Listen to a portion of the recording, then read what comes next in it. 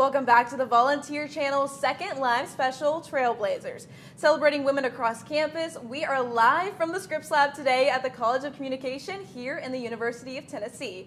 Thank you so much for joining us. I'm Grayson Thatcher. And I'm Kyla Berry. One of the most important parts of women's history here at UT is the iconic Lady Vols brand. Our Alexi Cowan joins us again to take a deeper look at the Lady Vols. Alexi. Hey, thanks guys. Before we get into some more Lady Vol sports legends, I wanted to highlight a very special professor that we have on site today, Dr. Shannon Scoville. I've had Dr. Scoville in many classes here at UT, and she is the biggest cheerleader, supporter, and encourager for journalism students. Dr. Scoville, thanks for being here. Thank you so much for having me. It's an honor. I'm so happy to have you.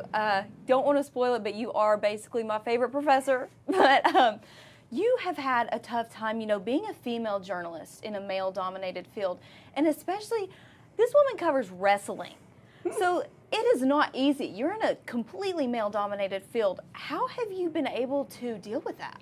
It's a great question, and it definitely has had its challenges. There were periods early in my career, some of my first NCAA championships, where it did feel isolating to be one of the only women on press row. But one of the things that has been so empowering and exciting is to see so many more women covering the sport. In fact, next week I'll be going to NCAA's in Philadelphia, and we're going to have a women in wrestling dinner the night before the tournament. And the last time I went to this dinner, there were 10, 15 people, and I expect that number to perhaps double. It's been so exciting to see more women covering the sport.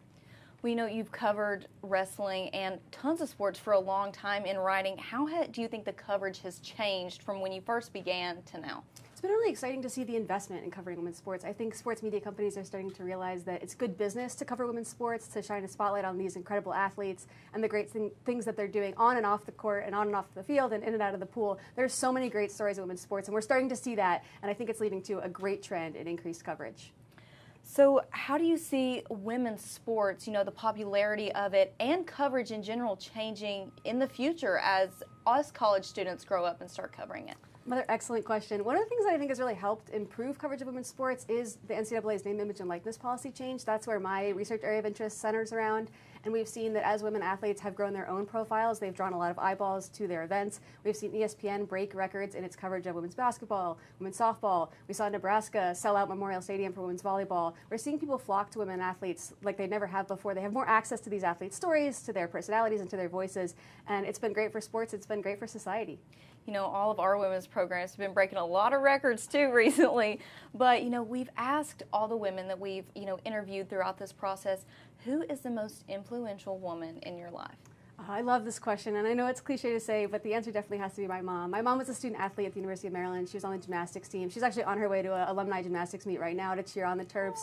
And so I always grew up believing that that was something that I could do. She was also a journalism major, and so I believed there was a space for me in sports and in media.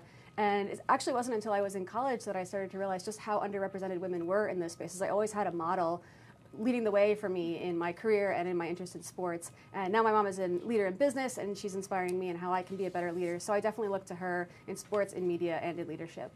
And last question, who is your favorite student?